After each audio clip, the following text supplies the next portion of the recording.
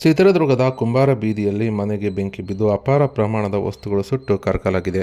ಚಿತ್ರದುರ್ಗ ನಗರದ ಕುಂಬಾರ ಬೀದಿಯ ಎಲ್ಕೆ ರೋಡ್ನ ಮ್ಯಾದಾರ್ ರವಿ ಎಂಬುವರ ಮನೆಯಲ್ಲಿ ಶುಕ್ರವಾರ ಬೆಳಗ್ಗೆ 8:30ಕ್ಕೆ ಈ ಒಂದು ಘಟನೆ ನಡೆದಿದ್ದು, ವಿದ್ಯುತ್ ಶಾರ್ಟ್ ಸರ್ಕ್ಯೂಟ್ನಿಂದ ವಿದ್ಯುತ್ ಅವಘಡ ನಡೆದಿರಬಹುದೆಂದು ಮನೆಯ ಮಾಲೀಕರು ಅಂದಾಜಿಸಿದ್ದಾರೆ. ಇನ್ನು ಮ್ಯಾದಾರ್ ರವಿ ಅವರು ಮೂಲತಃ ಪುಟ್ಟಿ ಹೆಣೆಯುವ ಕೆಲಸ ಮಾಡಿಕೊಂಡಿದ್ದು, ಬೆಳಗ್ಗೆ ಕೆಲಸ ನಿಮಿತ್ತ ಮನೆಗೆ ಬೀಗ ಹಾಕಿಕೊಂಡು ಹೋಗಿದ್ದು, 8:30ರ ವೇಳೆ ಮನೆಯಲ್ಲಿ ಹೊಗೆಯಾಡುತ್ತಿದ್ದು, ಇದನ್ನು ಗಮನಿಸಿದ ಅಕ್ಕಪಕ್ಕದವರು ನೀರನ್ನು ಹಾಕಿ ಬೆಂಕಿ ನಂದಿಸುವಲ್ಲಿ ಯಶಸ್ವಿಯಾಗಿದ್ದಾರೆ.